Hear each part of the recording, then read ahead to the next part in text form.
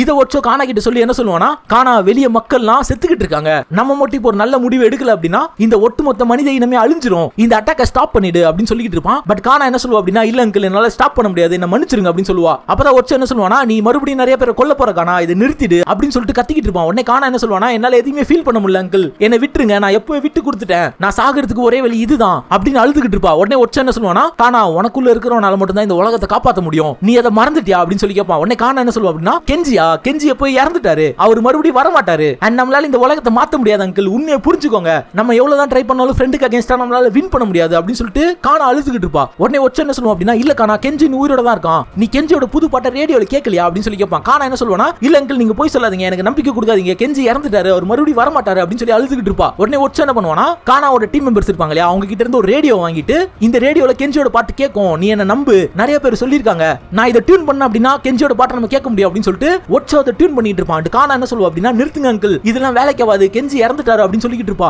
உடனே ஒச்சோ என்ன பண்ணுவோம் அப்படின்னா, இந்த இடத்துல சிக்னல் கிடைக்கல, நம்ம மொட்டை மாடிக்கு போலாம் அப்படின்னு சொல்லிட்டு மொட்டை மாடிக்கு போயிட்டு அந்த ரேடியோ டியூன் பண்ணிட்டு இருப்பான். அண்ட் கானாவும் அந்த இடத்துக்கு வந்து என்ன சொல்லுவா அப்படின்னா, அங்கிள் போதும் நிறுத்துங்க, இதுக்கு மேல நம்மளால எதுவும் பண்ண முடியாது அப்படின்னு சொல்லிட்டு ரொம்ப டிப்ரெஸ்டா பேசுவா. அப்பதான் ஒச்சோ என்ன பண்ணுவானா, அந்த ரேடியோ தூக்கி கெஞ்சி எங்களுக்கு உதவி பண்ணு, நீ உயிரோட இருக்கன்னு காமி அப்படின்னு சொல்லிட்டு அந்த ரேடியோ டியூன் பண்ணிக்கிட்டே இருப்பான். பட் கடைசி வரைக்கும் அதுல பாட்டே வராது. கானாவை என்ன சொல்லுவா அப்படின்னா, அங்கிள் நாங்க 20ஆம் தேதி அட்டாக் பண்ண போறோம், அது உறுதி, அந்த அட்டாக்ல நான் செத்தாலும் பரவாயில்ல, இங்க இருந்து நீங்க கிளம்பிடுங்க அப்படின்னு சொல்லிட்டு கானா திரும்பி நடந்து போவா. அப்ப திடீர்னு அந்த ரேடியோல வந்து பாட்டு ஒன்னு பிளே ஆகும், அது கெஞ்சியோட அந்த சுட்டலாலா குட்டலாலா பாட்டு. இந்த பாட்டை கேட்டோன்னே கானா செம ஷாக் ஆயிடுவா. கானாக்கு புரிஞ்சிரும் நம்மளுக்கு கெஞ்சி ரெக்கார்ட் பண்ணி கொடுத்த பாட்டும் இந்த ரேடியோல பிளே ஆயிட்டு இருக்க பாட்டும் வேற வேற அப்படின்னு சொல்லிட்டு, அண்ட் அது ரெண்டுமே கெஞ்சியோட வாய்ஸ் தான் அப்படிங்கறத கானா கண்டுபிடிச்சிருவா. அப்பதான் கானா என்ன சொல்லுவா அப்படின்னா, அங்கிள் அப்போ கெஞ்சி உயிரோட தான் இருக்காரா, அவர் நம்மள தேடி வருவாரா அப்படின்னு சொல்லி கேட்பா. அப்போ ஒச்சோ என்ன சொல்லுவா அப்படின்னா, ஆமா கானா நீ உன்னோட அட்டாக்கை ஸ்டாப் பண்ணு, நம்ம கெஞ்சிக்காக உயிரோட இருக்கணும், கெஞ்சி வந்தா அப்படின்னா கண்டிப்பா இந்த உலகம் மாறும், என்ன நம்பு அப்படின்னு சொல்லிட்டு ஒச்சோ கானா கிட்ட சொல்லுவான். இதே நேரத்துல ஹொக்கைடோவை காமிப்பாங்க, அதாவது சோனோ போலீஸா இருப்பாங்க அந்த இடத்துல திடீர்னு ஒரு பெரிய அலாரம் அடிக்கும், எல்லா போலீஸுமே எந்திரிச்சு ஓடி வருவாங்க. அப்பதான் ஒரு போலீஸ் என்ன சொல்லுவோம் அப்படின்னா, ஏலியன் வந்திருக்கான், நம்ம அவனை தடுத்து நிறுத்தணும் அப்படிங்கிற மாதிரி சொல்லிட்டு இருப்பாங்க.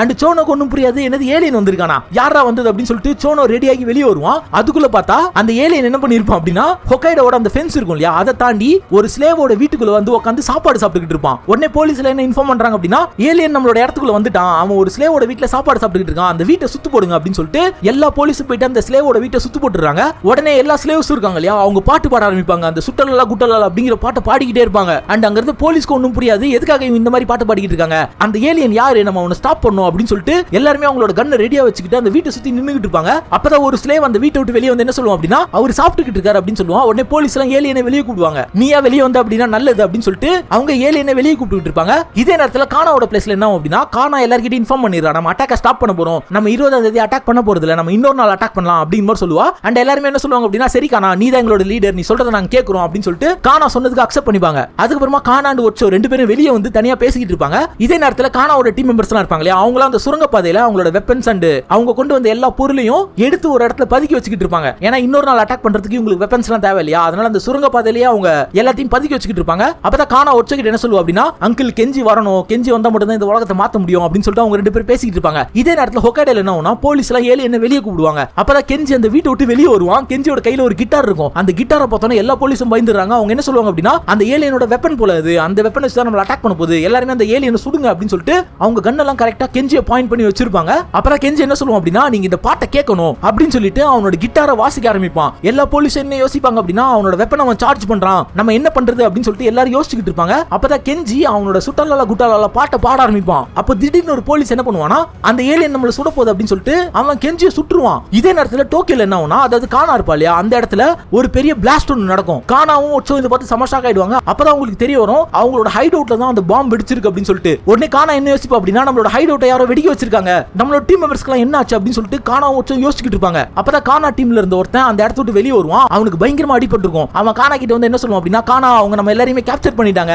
எங்க கிட்ட வெப்பன் இல்ல, நாங்க சரண்டர் ஆயிடுறோம்னு சொன்னோம், ஆனா அவங்க எங்களை விடல, நம்ம டீம்ல இருந்த எல்லாரையுமே அவங்க கொன்னுட்டாங்க, கொன்னது மட்டும் இல்லாம நம்ம இடத்தையும் அழிச்சிட்டாங்க, என்னால மட்டும் அந்த இடத்துல தப்பிக்க முடிஞ்சு அப்படின்னு சொல்லிட்டு அவன் அழுதுகிட்டே சொல்லுவான். கானா இதை கேட்டோன்னு பயங்கரமா அழுவா. அவ என்ன சொல்லுவா அப்படின்னா, இது எல்லாமே என்னோட தப்பு தான், என்னோட தப்பான முடிவால தான் என்ன நம்பிக்கிட்டு இருந்த அத்தனை பேரையும் நான் இப்ப கொன்னுட்டேன் அப்படின்னு சொல்லிட்டு கானா அழுதுகிட்டு இருப்பா. இதே நேரத்துல ஹொக்கைடோல என்ன ஆகும்னா, போலீஸ் கெஞ்சியை சுட்டுருப்பான் இல்லையா, அவன் சுட்டது கெஞ்சியோட கிட்டார் மேல தான் பட்டிருக்கும், அதனால கெஞ்சி உயிரோட தான் இருப்பான். உடனே கெஞ்சி எந்திரிச்சு அந்த கிட்டாரை வாசிக்கிட்டே அந்த போலீஸ் கிட்ட வருவான். அப்படி வந்து அவன் என்ன சொல்லுவான் அப்படின்னா, எப்பவுமே யாராவது ஒருத்தன் பாட்டு பாடிக்கிட்டு இருந்தான் அப்படின்னா அவனை சுடக்கூடாது, இது உனக்கு தெரியாதா அப்படின்னு சொல்லிட்டு அவனை மிரட்டுவான். இது கேட்டோன்னு அந்த போலீஸ் பயந்துருவான். உடனே கெஞ்சி அவனோட பாட்டு பாட ஆரம்பிப்பான். அந்த சுட்டலாலா குட்டலாலா பாட்டு இருக்கும் இல்லையா, அதை பாட ஆரம்பிப்பான். அந்த பாட்டை கேட்டோன்னு வாங்குறது போலீஸ் எல்லாம் பயங்கர ஷாக் ஆயிடுவாங்க. என்ன இந்த பாட்டு இவ்வளவு சூப்பரா இருக்கு, இந்த மாதிரி எப்படி இவனால பாட முடியுது அப்படின்னு சொல்லிட்டு போலீஸ் எல்லாம் ஆச்சரியத்துல இருப்பாங்க. அண்ட் அங்க இருந்த ஸ்லேவ்ஸ் எல்லாம் ரொம்ப உற்சாகமாயிடுவாங்க. அவங்க என்ன சொல்லுவாங்க அப்படின்னா, நம்மள காப்பாத்த இவன் வந்துட்டான், இவன் தான் நம்மளோட ஹீரோ அப்படின்னு சொல்லிட்டு கெஞ்சியை உற்சாகப்படுத்திக்கிட்டு இருப்பாங்க. அப்பதான் அந்த இடத்துக்கு இந்த சோஜா வருவான். சோஜா வந்து எல்லா போலீஸ் கிட்ட என்ன சொல்லுவான் அப்படின்னா, நீங்க எல்லாம் என்ன முட்டாளா, அவன் பாட்டு பாடிக்கிட்டு இருக்கான், அவனை தடுத்து நிறுத்துங்க அப்படின்னு சொல்லிட்டு அவன் கெஞ்சியை சுட வருவான். அப்பதான் இந்த சோனோ இருப்பான் இல்லையா, சோனோ என்ன பண்ணுவானா,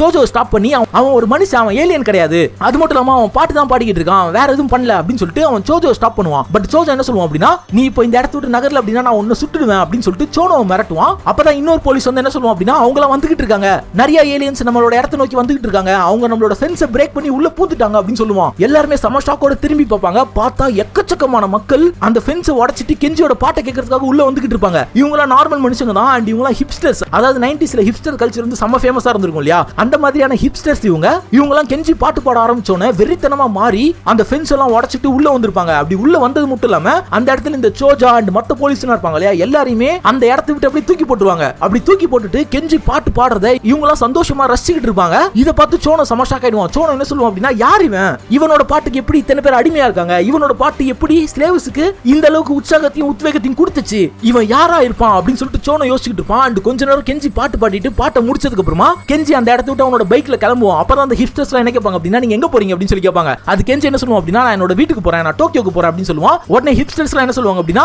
நாங்க உங்களை ஃபாலோ பண்ணிட்டே வரோம் அப்படின்னு சொல்லுவாங்க. அது கெஞ்சி என்ன சொல்லுவானா, சரி நீங்க என்ன வேணா பண்ணிக்கோங்க அப்படின்னு சொல்லிட்டு கெஞ்சி அவனோட பைக் எடுத்துட்டு டோக்கியோக்கு போக கிளம்புவான். அண்ட் சோனோ என்ன சொல்லுவான் அப்படின்னா, நானும் உங்க கூட வரேன் அப்படின்னு சொல்லுவான். அது கெஞ்சி என்ன சொல்லுவானா, நான் இங்க பாட்டு பாடிட்டு இருக்கும்போது ஒருத்தன் தான் என்ன சுட்டான், மத்தவங்க ஏன் என்ன சுடலன்னு உனக்கு தெரியுமா அப்படின்னு சொல்லி கேட்பான். அதுக்கு சோனோ என்ன சொல்லுவான் அப்படின்னா, ஆமா நீங்க தானே சொன்னீங்க ஒருத்தங்க பாடும்போது அவங்களை சுடக்கூடாதுன்னு, அதனால தான் யாருமே உங்களை சுடல அப்படின்னு சொல்லுவான். உடனே கெஞ்சி என்ன சொல்லுவானா, முட்டாள், ஒருத்தங்கிட்ட கன் இருந்தா அவன் எப்போ வேணா சுடலாம், ஒருத்தன் பாட்டு பாடிக்கிட்டு இருக்கான் அப்படிங்கிற காரணத்துக்காக அவனை சுடாம இருக்க கூடாது அப்படிங்கிற மாதிரி கெஞ்சி சொல்லுவான். இது கேட்டா சோனோக்கு ஒன்றும் புரியாது. கெஞ்சி சோனோ கிட்ட என்ன கேட்பான் அப்படின்னா, நீ என் கூட வரியா அப்படின்னு சொல்லி கேட்பான். அதுக்கு சோனோ என்ன சொல்லுவானா, ஆமா அப்படின்னு சொல்லுவான். உடனே கெஞ்சி டோக்கியோ நோக்கி போயிட்டு இருப்பான். அண்ட் சோனோவும் அவனோட சைக்கிள்ல கெஞ்சியை ஃபாலோ பண்ணிக்கிட்டு இருப்பான். அண்ட் இவங்க ரெண்டு பேரும் அந்த ஹிப்ஸ்டர் கூட்டம் இருக்கும் இல்லையா, அது ஃபாலோ பண்ணிக்கிட்டு இருக்கும். இப்போ கெஞ்சி டோக்கியோக்கு வந்துகிட்டு இருக்கான். அண்ட் அப்படி போயிட்டு இருக்கும்போது தான் சோனோ கெஞ்சி கிட்ட கேட்பான், நீங்க தானே கெஞ்சி, நீங்க தானே கானாவோட அங்கிள் அப்படிங்கிற மாதிரி கேட்பான். அது கெஞ்சி என்ன சொல்லுவான் அப்படின்னா, இல்ல எனக்கு நிறைய விஷயம் ஞாபகம் இல்ல, என்னோட பேரு ஜோ யபுகி அப்படின்னு கெஞ்சி சொல்லுவான். அப்பதான் சோனோக்கு புரிய வரும், கெஞ்சிக்கு மெமரி லாஸ் ஆயிடுச்சு அப்படின்னு சொல்லி. இப்போ கெஞ்சி அண்ட் சோனோ ரெண்டு பேரும் டோக்கியோ நோக்கி போயிட்டு இருப்பாங்க. இதே நேரத்துல கானாவோட பிளேஸ்ல என்ன ஆகும்னா, கானாவோட அந்த சீக்ரெட் ஹைட் அவுட்டே கம்ப்ளீட் அழிக்கப்பட்டிருக்கும் இல்லையா,